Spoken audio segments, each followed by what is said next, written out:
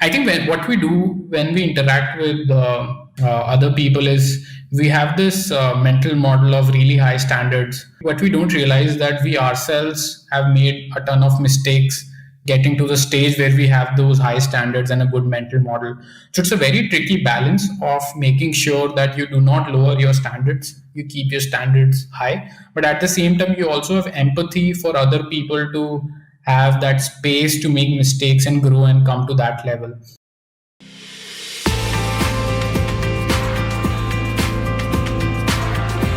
Welcome to Prime Venture Partners Podcast, a podcast for entrepreneurs looking to build and grow their startups. Learn about uncommon strategies and common traps from makers and doers of startup ecosystem.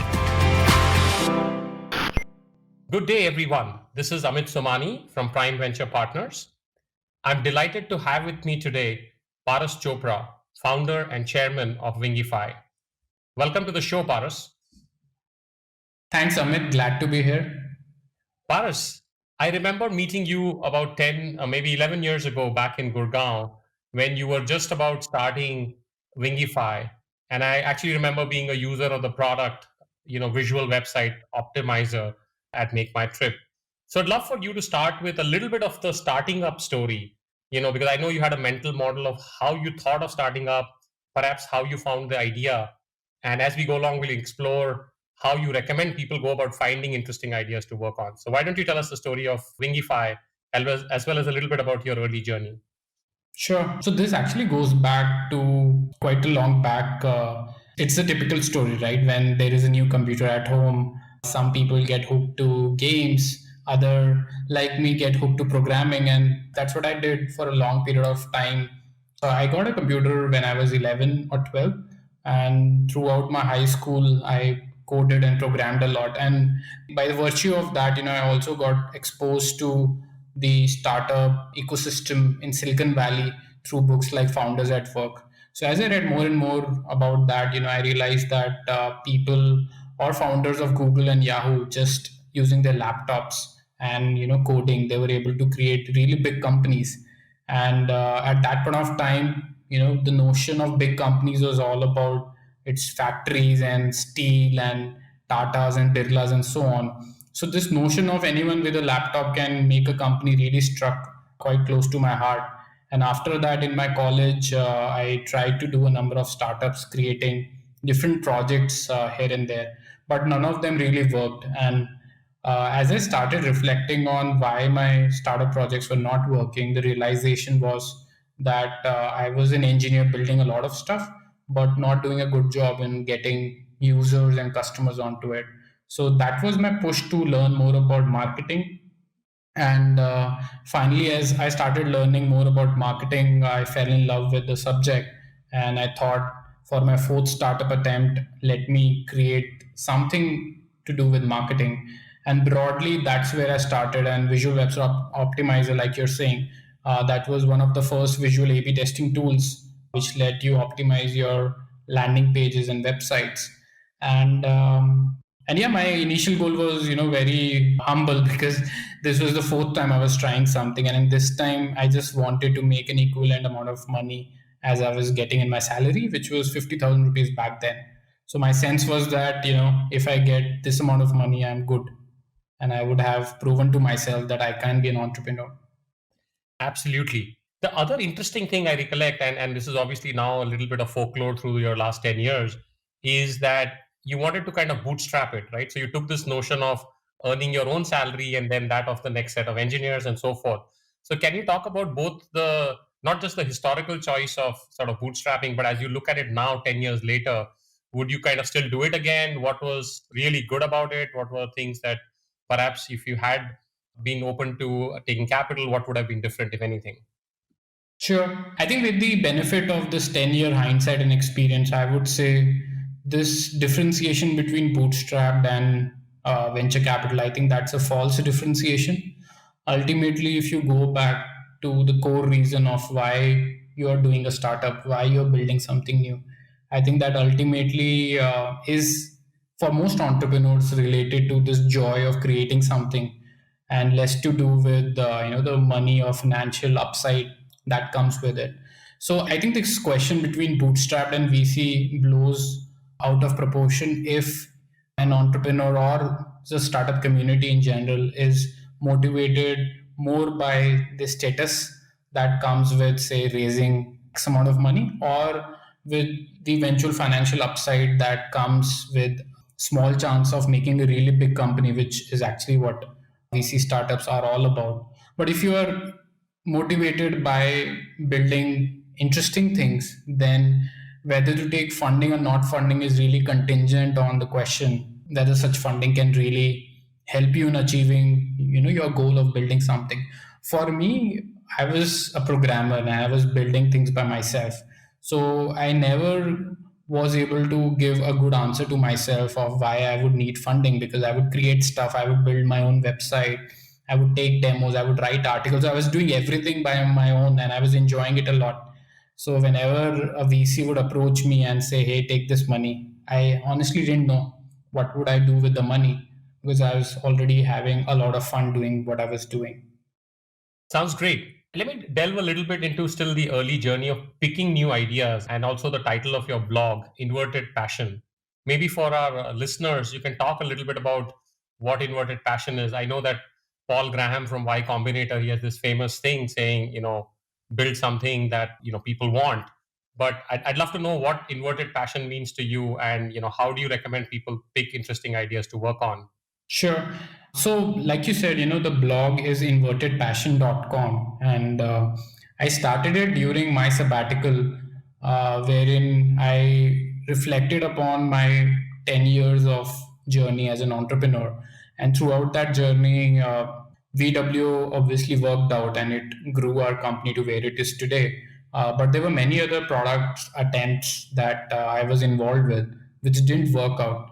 So I wanted to reflect deeply on why some of the things I worked on worked while others didn't, and actually concretize that understanding rather than just having that very vague gut feeling. And as I reflected more, I realized that one of the major issues that many entrepreneurs I interacted with, and especially that was true for me in variety of contexts, was this whole thing about passion. It's a very tricky thing. I believe passion is really like an edge of the sword, which is it can go both ways. It's definitely required to do anything interesting, but a lot of time passion leads us to building things that only the builder really wants, and that was certainly my own experience when I was building initial things. So the whole point of inverted passion, and what I recommend entrepreneurs now on getting good ideas, I mean, instead of becoming passionate about an idea and spending your weeks and months into building it, one should be passionate about discovering what other people are passionate about. And I know it sounds complicated, but the idea is really simple, that rather than falling in love with a particular idea and spending a lot of time, because that comes with tons of cognitive biases and you'll discover too late that nobody else wants. So rather, one should be passionate about this meta level of activity, which is finding what other people are passionate about. If other people are passionate about XYZ and you're able to provide a really great solution for that XYZ, then you're done. And that's why it's called inverted passion, that you need to invert your passion towards just discovering what others are passionate about and not what you are passionate about. Yeah, so that sounds great. And I saw this infographic from your blog, right, which says, in addition to these two conditions, right, what are you capable of? What are others passionate about? Also, do a little bit of homework on what the world is not working on. Therefore, in fact, even at Prime Ventures, we believe in this notion of sort of blue ocean or white spaces or whatever. So, how do you do that, right? And I would even argue that Visual Website Optimizer, while from a visual sense was novel and different, but A/B testing had been around for donkey years, right? So how do you figure out what the world is not working on? It seems like everybody's working on everything. Yeah, so I think one key thing to understand is that human drives and human wants, they do not change or change very, very slowly. I think people were A/B testing even before computers came along in variety of different contexts. So, and people were sending sales communication even before emails was invented and so on. So these basic drives of humans that also manifest in basic drives of businesses in B2B context, I think they change very, very slowly, or they change not at all. What changes is solutions to them and approaches to them. And you're right in the observation that, for example, A/B testing was there for a long time. But why Visual Website Optimizer succeeded was because it actually improved approach to A/B testing in a considerable way. And when I say considerable way, the solutions can obviously be optimized in a variety of dimensions, say cost as a dimension, efficiency as a dimension, ease of use as a dimension.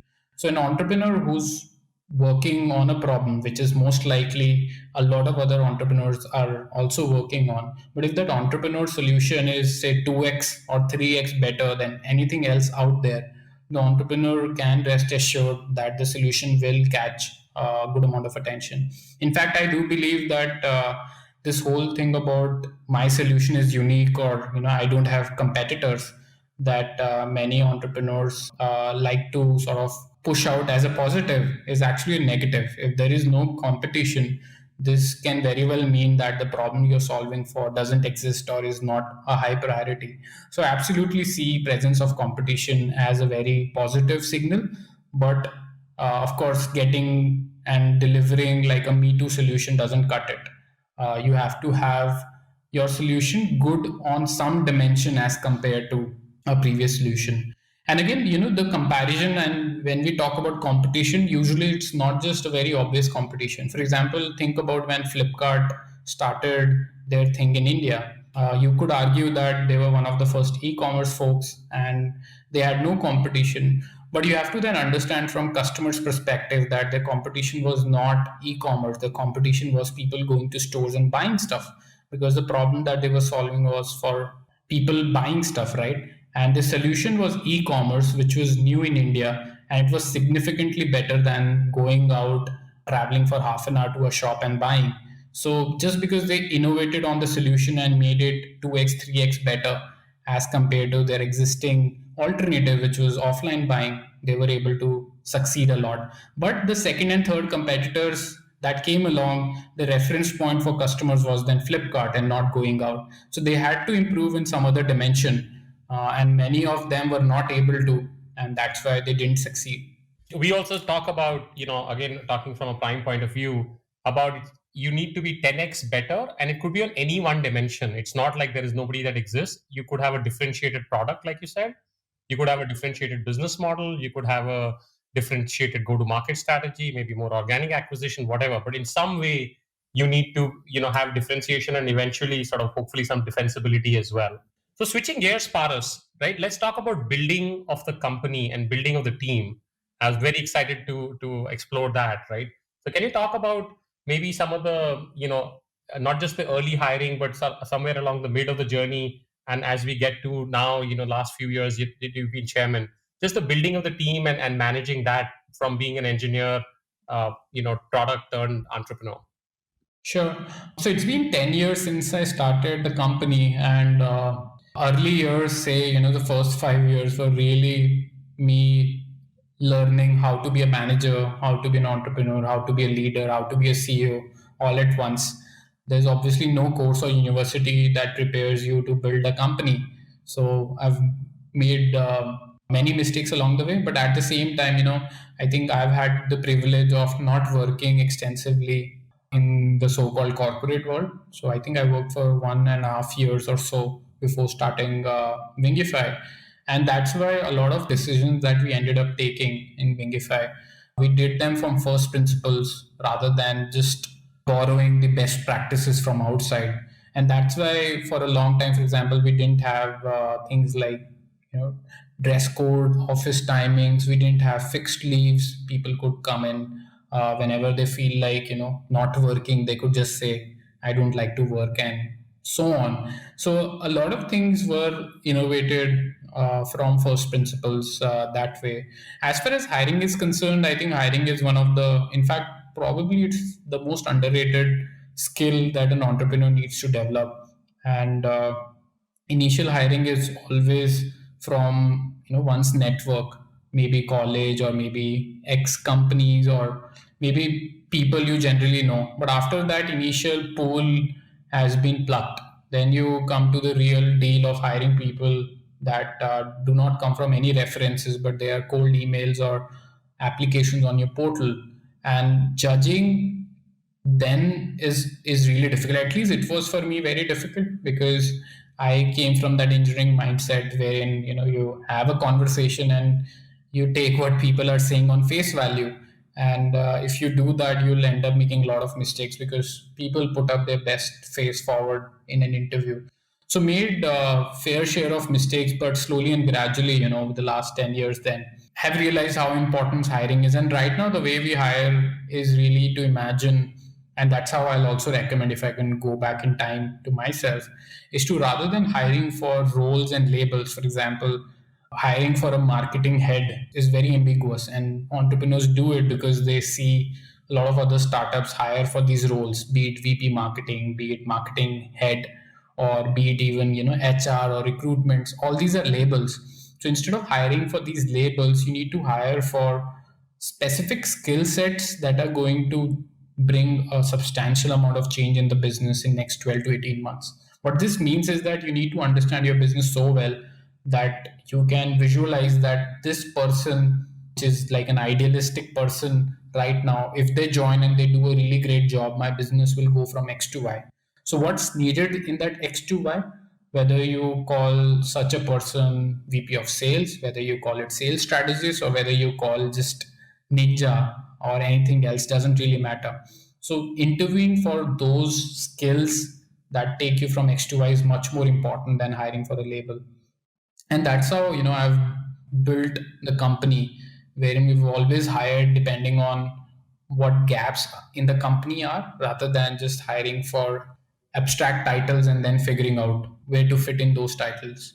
Paras, can you talk about a couple of specifics? Obviously, no names or whatever, but just the kind of mistakes, just from a learning and education point of view, that one has made, and more importantly, the process that you have used to get better. Yes, let's say even if I'm clear that I'm hiring for a certain set of skill gaps or needs in the organization, how do you go about it? Has anything changed there in your learning as you've gone along? Yes, significantly. I mean, I'll obviously not take names, but just take an example. And again, it's a hypothetical example, but take this whole idea of hiring like a marketing head for the company. Now, when you push out a JD or like a role of marketing head, maybe you put out on some hiring portals, maybe you get a consultant to help you with, or maybe you sort of circulate it on different portals. So if you do that, you'll get all sorts of profiles with their own interpretation of what a marketing head is. And I believe that companies are so highly sort of contextual, that what works in one company doesn't necessarily work in another company at all. So when we had put out, for example, marketing head profile, we got applications from very impressive profiles, people who have done really big things at very impressive companies. But then it loses all the context in terms of whether they did it themselves or not. Even something as simple as if your company is selling a product at $10 per month, but you get CV from someone from, for example, Pepsi, it might sound very impressive, but the context is so different that the person will not be successful in the company. And it's not the person's fault, it's not the company's fault, it's just a very big misfit. So what we do right now is, we focus very much on making sure our hiring is as personalized to the company as possible. And then by that, instead of just taking an open-ended interview and focusing on the person's past, we focus on a real-world problem that Wingify has right now, which the person would be expected to solve if the person joins us. So we spend like a day or two with the person brainstorming on a current problem and see what quality of responses do we get from that person. So we heavily sort of discount the experience in favor of problem solving on a current problem that Wingify has. And similarly, even within that, we do not focus a lot on things which we feel are trainable. So a lot of context can be trained, but many of the things, for example, on first principles thinking, or person's reliance on analytics and data and so on, cannot be trained for. So focusing also on things that cannot be trained for is something we've been doing now, which we weren't doing earlier. I think the nutshell is that it's easy to get starstruck by really great profiles, but the objective of hiring is not to hire impressive people. The objective of hiring is to solve specific problems in your business And that requires a great deal of personalization in the interview process. Just one quick follow up on that, right? So let's say you have a certain set of skills gap, need gap, requirements in the company now, and you said you look for a 12 to 18-month kind of horizon. But many of these people, you need them to be around for 4 or 5, maybe even 10 years, right? Later, how do you look for long-term sort of fitment as well as scalability of the individual? I think you expect people to grow as well, and it's a fair expectation because we all have finite lives. So you cannot hire someone who is guaranteed to be really good rest of their life. But we do feel if someone comes along and they help grow the company in next like 1.5 to 3 years, after that, if their paths are not super aligned with us or they are not able to scale to our expectations or we are not able to scale to their expectation, I think it's totally fine to sort of part ways then. But I mean, I don't think you can hire with an expectation that someone would stick with you for 10 years. It's improbable and it's also okay. If you do your next 18 months job really, really well, I think that's a really good outcome. Great. So let's switch gears again and talk about becoming a leader, becoming a CEO, and the most interesting one, which is transitioning from a CEO to a chairman, right? Which will involve some amount of letting go, especially in your case, since you're the first person to start this company. So, can you talk a little bit about that whole leadership journey and that entrepreneurship journey where you build this, scale this, become the CEO, run it, like you said, hiring people, building product, to now taking a slight step back? I don't say that you're not doing anything, but maybe also you can talk about what the chairman role entails as far as you're concerned.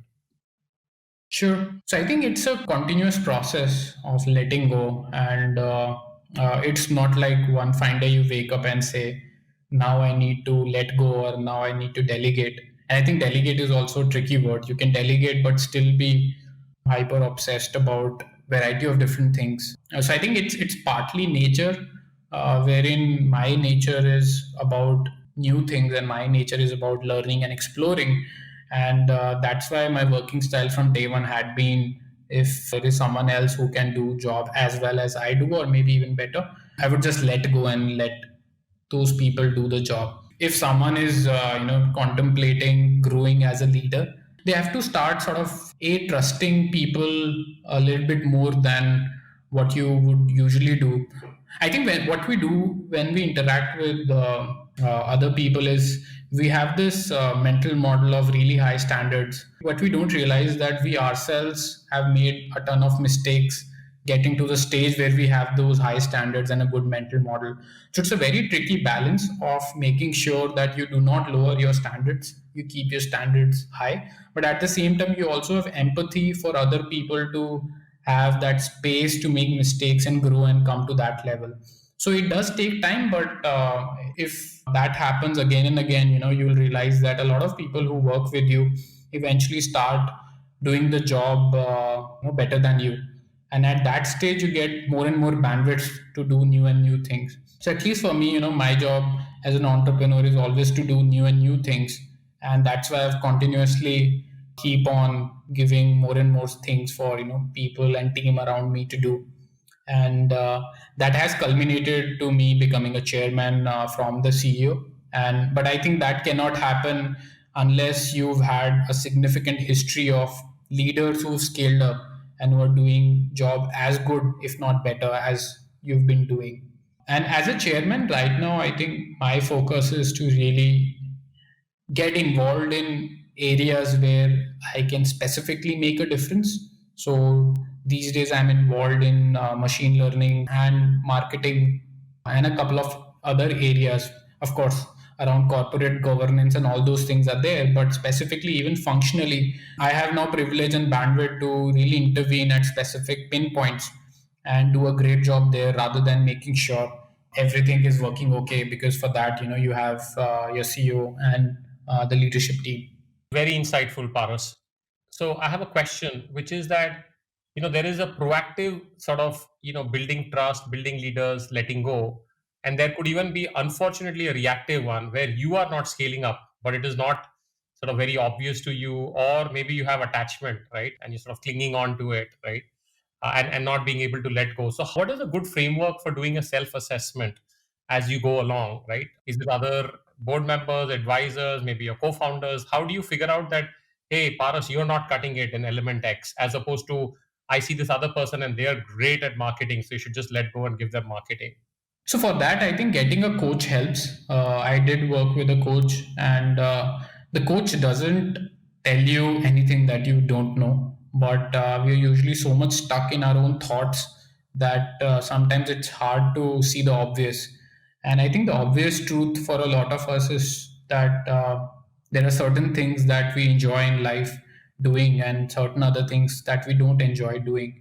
So for me, it was a matter of reflecting on what I enjoyed the most, and what I actually did well the most, and making sure I continuously am focusing there and not around things which you usually associate with doing just for the status or just for power and so on. So for me, doing, say, a startup was never about external glamour and so on. So it was very easy for me to say that, hey, the reason I'm doing this is for creating new things. And if as a CEO, I'm not getting bandwidth to create new things, I should probably not be a CEO. And that's frankly the mental model I use. So I would recommend all entrepreneurs to do an introspection on a very honest introspection on what they do well and what they don't do well, and just continue to focus on what they do well while delegating a lot of other things. Thanks, Paras. So I know you write prolifically, and I write a bit as well. And anyone who writes, I know, will read a lot. So as we kind of wrap up here, love to know a little bit about your, why you write, any thoughts on that, and maybe a few books off your reading list now, or books that have had a profound impact on you in the last 3-4 years. I mean, I write because I think writing is thinking. Otherwise, thoughts are so structured and haphazard that it's hard to really go deep into having an insight, or even having like good thoughts per se. So writing for me is really having long conversations with myself, because you have thoughts out there on a paper or a document. You can read them and see some of the thoughts are stupid and some of the thoughts are not stupid. Without writing, it's just like a mush of everything your brain comes up with no filtration at all. So I find writing very much aligned to helping me think. And in fact, I don't differentiate between these two activities at all. As far as books is concerned, it's a long list and I don't know where to start. If it comes to probably startups, this book by Peter Thiel called 0 to 1 had a big impact on me in terms of helping me build good mental models. When it comes to science, it's probably a book like The Selfish Gene again, helped me look at the world in an entirely different way. And of course, my first science book, and the one I've read 8-9 times, is The Brief History of Time by Stephen Hawking. It's absolutely a gem of a book. All three of those are absolutely wonderful recommendations. We'll ask you for a link for some other book recommendations from your blog or otherwise post this. So thank you so much, Paras. This has been really interesting. Lots of interesting insights from building companies, leaders, letting go, and so forth. So thank you for being on the Prime Venture Partners podcast. Really great to have you here. Thanks, Amit. Thanks for having me.